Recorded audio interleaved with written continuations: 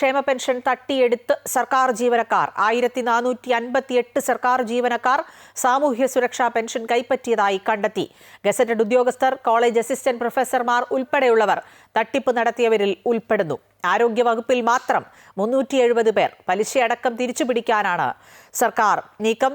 വിശദാംശങ്ങളുമായി അൻഫ്ലിഡ് ഡിസൂസ ചേരുന്നുണ്ട് തിരുവനന്തപുരത്ത് നിന്നും. അൻഫ്ലിഡ്, വലിയൊരു തട്ടിപ്പ് എന്ന് തന്നെ പറയണം. 1600 രൂപ സർക്കാർ കൊടുക്കുന്ന ആ ക്ഷേമ പെൻഷൻ കൈപ്പറ്റാൻ 5 അക്കത്തിലധികം ശമ്പളം കിട്ടുന്ന അല്ലെങ്കിൽ അത്തരത്തിൽ പെൻഷൻ വാങ്ങുന്ന ഗസറ്റഡ് ഉദ്യോഗസ്ഥർ വരെ ഉണ്ട് എന്നുള്ളത് ഞെട്ടിപ്പിക്കുന്ന ഒരു വാർത്തയാണ്.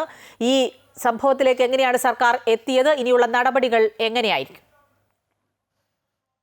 അതെ അഖില, വളരെ ഗുരുതരമായ, അതായത് ഏറ്റവും ഗുരുതരമായ ഒരു കുറ്റകൃത്യം, ഒരു ക്രമക്കേട് തന്നെയാണ് സർക്കാർ തലത്തിൽ നടന്നിരിക്കുന്നതെന്നാണ് മനസ്സിലാക്കേണ്ടത്. സംസ്ഥാനത്ത് സാമൂഹ്യക്ഷേമ പെൻഷൻ വാങ്ങുന്നത്, അതായത് മാസം 1600 രൂപ എന്ന രീതിയിൽ സാമൂഹ്യക്ഷേമ പെൻഷൻ വാങ്ങുന്നത്, നമുക്കറിയാം സാധാരണഗതിയിൽ സാമൂഹ്യക്ഷേമ പെൻഷൻ വാങ്ങുന്നത് ഒരു നിവൃത്തിയുമില്ലാത്ത, ആശ്രയമില്ലാത്ത നിരാലംബരായ വ്യക്തികൾക്ക് മാത്രമാണ് സാമൂഹ്യക്ഷേമ പെൻഷൻ. 60 വയസ്സ് കഴിഞ്ഞവർക്കാണ് അത് നൽകി വരുന്നത്.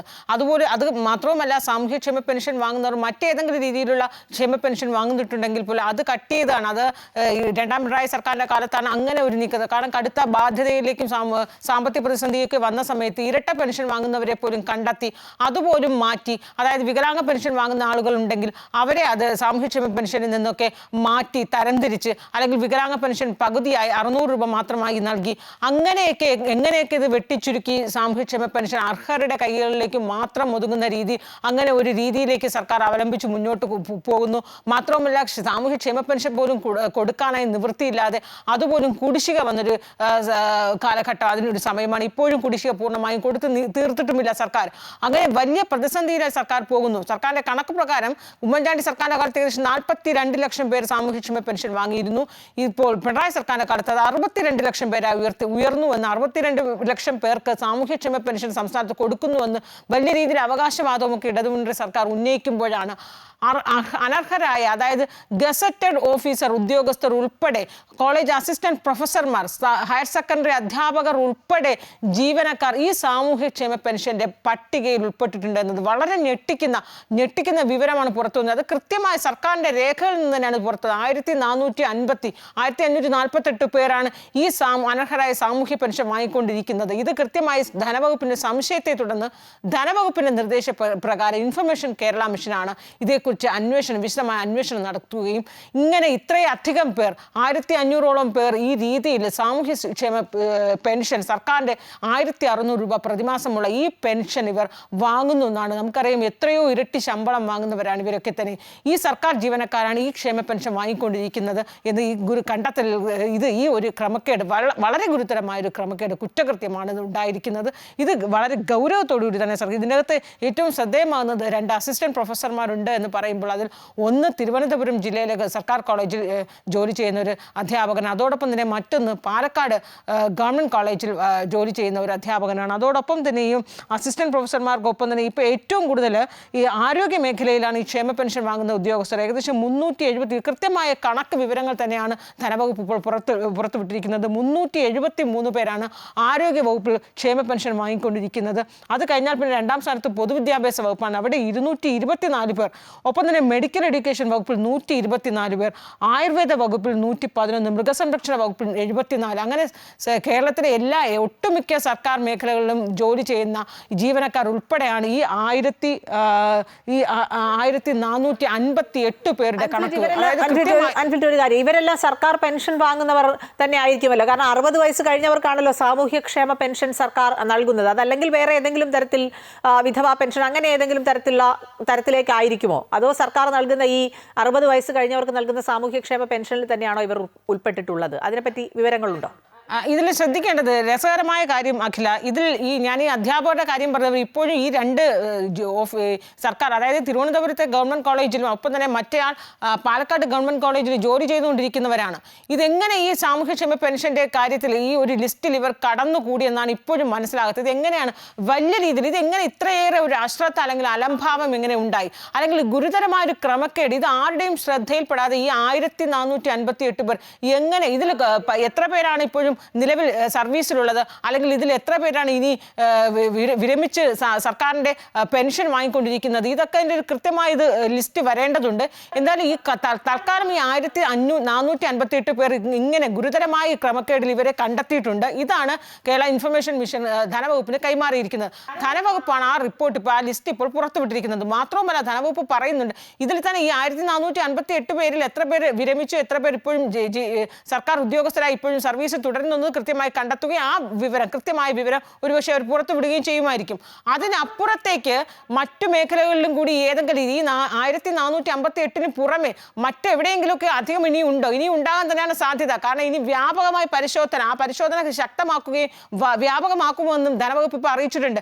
ഇപ്പോൾ കണ്ടെത്തിയിരിക്കുന്ന ഈ 1458 പേർക്കെതിരെ കർശന നടപടി സ്വീകരിക്കുന്നു. ഇവർ വാങ്ങി തുക മുഴുവനും ഇരട്ടി പലിശ അടക്കം ഇവരിൽ നിന്ന് തിരിച്ചു പിടിക്കാനാണ് നിർദ്ദേശം നൽകിയിരിക്കുന്നത്. സർക്കാർ ഇവിടെ ശ്രദ്ധിക്കേണ്ടത് ഈ ഇത്രയേറെ അന്ന് ഒന്നാം പിണറായി സർക്കാരിന്റെ കാലത്ത് തോമസ് ഐസക് ധനമന്ത്രിയായിരുന്ന കാലത്ത് തന്നെ ബജറ്റിൽ തന്നെ പ്രഖ്യാപിച്ചതാണ് അനർഹർ നിരവധി പേർ സാമൂഹ്യക്ഷേമ പെൻഷൻ വാങ്ങുന്നു. ഇവരെയൊക്കെ തന്നെ കണ്ടെത്തുകയും ഇവർക്കെതിരെ നടപടി സ്വീകരിച്ച് ഇവരിൽ നിന്നൊക്കെ തിരിച്ചു പിടിക്കാൻ ശ്രമിക്കുമെന്നൊക്കെ അന്ന് പറഞ്ഞതാണ്. എത്ര വർഷങ്ങൾ പിന്നിട്ടിരിക്കുന്നു. ഇപ്പോൾ 6-7 വർഷമായി കഴിഞ്ഞിട്ട് പോലും ഇപ്പോഴും അനർഹരെ കൃത്യമായി കണ്ടെത്താൻ കഴിഞ്ഞില്ല. അതിൽ ഏറ്റവും ഞെട്ടിപ്പിക്കുന്നത് ഈ അനർഹർ എന്ന് പറയുന്ന പട്ടികയിൽ ഇത്രയും നാൾ സർക്കാർ പറഞ്ഞുകൊണ്ടിരുന്നത് ഒരുപക്ഷെ ഇരട്ട പെൻഷൻ വാങ്ങുന്നവർ, ഈ ഇരട്ട പെൻഷൻ വാങ്ങുന്നവർ ആണെങ്കിൽ കൂടിയും അത് വിധവ പെൻഷനാകാം, അല്ലെങ്കിൽ വികലാംഗ പെൻഷനാകാം, അല്ലെങ്കിൽ മറ്റു ക്ഷേമനിധി ബോർഡുകളിൽ നിന്ന് ഒരുപക്ഷെ കെട്ടിട നിർമ്മാണ തൊഴിലാളികൾ, ബീഡി തൊഴിലാളികൾ, അങ്ങനെ ചുമട്ട് തൊഴിലാളികൾ, അവരൊക്കെ തന്നെയും സമൂഹത്തിലെ ഏറ്റവും ദാരിദ്ര്യരേഖയിൽ കിടക്കുന്ന ആളുകളാണ്. അവരൊരുപക്ഷെ 1500 രൂപ എന്നതിനപ്പുറത്തേക്ക് ഒരുപക്ഷെ അതിന് 3000 രൂപയെ 2 ക്ഷേമ പെൻഷൻ വാങ്ങിയപ്പോൾ അത് വലിയൊരു ഒരു കുറ്റകൃത്യമായ ഒരു ഘട്ടത്തിൽ പോലും നമ്മൾ കരുതേണ്ടതില്ല. കാരണം UDF സർക്കാരിൻ്റെ കാലത്തും അതിന് മുമ്പുള്ള ഇടതുമുന്നണി സർക്കാരിൻ്റെ കാലത്തും ഒക്കെ ഈ രീതിയിലൊക്കെ കൊടുത്തിട്ടുള്ളതാണ്. ഒടുവിൽ പിണറായി സർക്കാർ വന്നപ്പോൾ, രണ്ടാം പിണറായി സർക്കാരിലേക്ക് അടുക്കുമ്പോഴാണ്, കടുത്ത സാമ്പത്തിക ഞെരുക്കത്തിലേക്ക് സർക്കാർ പോകുമ്പോഴാണ് ഇരട്ട പെൻഷൻ എന്നത് നിർത്തലാക്കാമെന്നൊരു പദ്ധതിയിലേക്ക് സർക്കാർ മുന്നോട്ട് പോകുന്നത്. പക്ഷേ അപ്പോഴും ഗുരുതരമായി കണ്ടെത്തേണ്ടത് സർക്കാർ ജീവനക്കാർ ഉൾപ്പെടെ, ഗസറ്റഡ് ഉദ്യോഗസ്ഥർ ഉൾപ്പെടെയുള്ള സർക്കാർ ജീവനക്കാർ ഈ രീതിയിലാണ് സാമൂഹ്യക്ഷേമ പെൻഷൻ, അതായത് ഈ പാവങ്ങളുടെ പിച്ചച്ചട്ടികൾ കൈയിട്ട് വരുന്ന രീതിയിൽ സർക്കാർ ജീവനക്കാർ ഇത്രയും കാലം തുടർന്നു കൊണ്ടുപോയി. ഇത് എത്ര കാലമായി ഇവർ ഈ പെൻഷൻ വാങ്ങുന്നു? ഇതൊന്നും തന്നെ സർക്കാരിൻ്റെ ശ്രദ്ധയിൽപ്പെട്ടില്ലേ? പിന്നെ എന്താണ്, എന്ത് രീതിയിലാണ് ഇവർ ഈ അനർഹരെ കണ്ടെത്തിയത് ഇത്രയും കാലം? ഇതൊക്കെ തന്നെ, ഇത് എന്തുകൊണ്ടാണ് ഇപ്പോൾ ഈ ഞെട്ടിക്കുന്ന വിവരങ്ങളൊക്കെ പുറത്തുവിട്ട്? ധനവകുപ്പ് തന്നെയാണ് ഈ വിവരം പുറത്തുവിട്ടിരിക്കുന്നത്. ഇത് ഇപ്പോൾ കണ്ടെത്തിയ ലിസ്റ്റിൽ, ഈ പ്രാഥമിക ലിസ്റ്റിലാണ് 1458 പേർ. ഇനിയും എത്രയോ പേർ ഒരുപക്ഷെ ഉണ്ടാകും. ഇവർക്കൊക്കെ കൃത്യമായ നടപടി എടുക്കുമോ? ഇതൊക്കെ സർക്കാർ ഇനി വെളിപ്പെടുത്തേണ്ടതാണ്. സർക്കാർ കൃത്യമായ മറുപടി നൽകേണ്ടതാണ്. ഇവരിൽ നിന്നൊക്കെ ഈ ഇപ്പോൾ പുറത്തുവിട്ടിരിക്കുന്ന ഈ ഉദ്യോഗസ്ഥർക്കെതിരെ എന്ത് നടപടി ഇനി സർക്കാർ സ്വീകരിക്കുന്നത് അറിയേണ്ടതാണ്. മാത്രമല്ല, ഇനി മറ്റുള്ളവർ ഇതിനെതിരെ ഏതെങ്കിലും രീതിയിൽ മറ്റുള്ളവർ ഉൾപ്പെട്ടിട്ടുണ്ടെങ്കിൽ അതെങ്ങനെ തടയിടാനാകും? മറ്റു മേഖലകളിലൊക്കെ ഇത് വ്യാപിച്ചിട്ടുണ്ടെങ്കിൽ എങ്ങനെ തടയിടാനുമാകും? അപ്പോൾ ഇത് ഇത്രയും നാൾ സുഗമമായി പോയിട്ടുണ്ടെങ്കിൽ ഇതൊന്നും ശ്രദ്ധിക്കാൻ ഇവിടെ ആരും ഉണ്ടായിരുന്നില്ല. അങ്ങനെ നിരവധി ചോദ്യങ്ങളാണ് വരുന്നത്. ഇവരൊക്കെ തന്നെ, അതായത് ഈ ഏറ്റവും അധികം സർക്കാർ ഇപ്പോഴും കടക്കണിയിലാകുമ്പോഴും കേന്ദ്ര സർക്കാർ ഇപ്പോഴും സർക്കാരിനെ കടക്കണി ഞെരുക്കുന്ന, അല്ലെങ്കിൽ കേന്ദ്ര സംസ്ഥാന സർക്കാരുകൾ ഇപ്പോഴും നിയമപരമായി പോരാട്ടം നടത്തിക്കൊണ്ടിരിക്കുന്നതിനുള്ള 2 കാരണങ്ങളിൽ ഒന്ന് കിഫ്ബിയുമായി ബന്ധപ്പെട്ടുള്ള ഓഫ് ബജറ്റിൽ കടമെടുത്തതും, മറ്റൊന്ന് സാമൂഹ്യക്ഷേമ പെൻഷൻ നൽകാനായി സർക്കാർ പെൻഷൻ കമ്പനി രൂപീകരിച്ചു. ഈ രണ്ടിനും വലിയൊരു ബാധ്യതയാണ് സർക്കാരിനുണ്ടായത്. ഈ 2 ബാധ്യതയും പൊതുകടത്തിൽ ഉൾപ്പെടുത്തിയാണ് കേന്ദ്രത്തിൽ നിന്ന് ലഭിക്കേണ്ട തുക പോലും, കേന്ദ്രത്തിന് ലഭിക്കേണ്ട അർഹമായ വിഹിതം പോലും സംസ്ഥാനത്ത് കിട്ടാതായിരിക്കുന്നത്. ഇതൊക്കെ ഇത്രയേറെ അമിതഭാരം സർക്കാരിന്റെ മുന്നിൽ വന്നതുപോലും ഈ 2 കിഫ്ബിയും ഒപ്പം തന്നെ സാമൂഹ്യക്ഷേമ പെൻഷന്റെ ബാധ്യതയാണ്.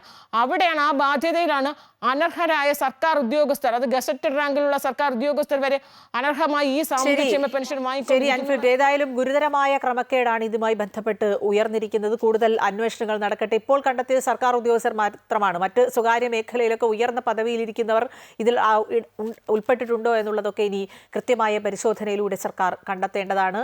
അതിനുള്ള നടപടികൾ ഉണ്ടാകും എന്ന് തന്നെയാണ് പ്രതീക്ഷിക്കുന്നത്. ഒപ്പം ഈ ക്രമക്കേടിന് പിന്നിൽ ഏതെങ്കിലും തരത്തിലുള്ള ഇടപെടലുകൾ ഉണ്ടായിട്ടുണ്ടെങ്കിൽ അതിനെതിരെയും സർക്കാർ നടപടി എടുക്കുമായിരിക്കും. ആൻഫ്രഡ് ഡിസൂസയാണ് തിരുവനന്തപുരത്തു നിന്നും വിവരങ്ങൾ നൽകിയത്.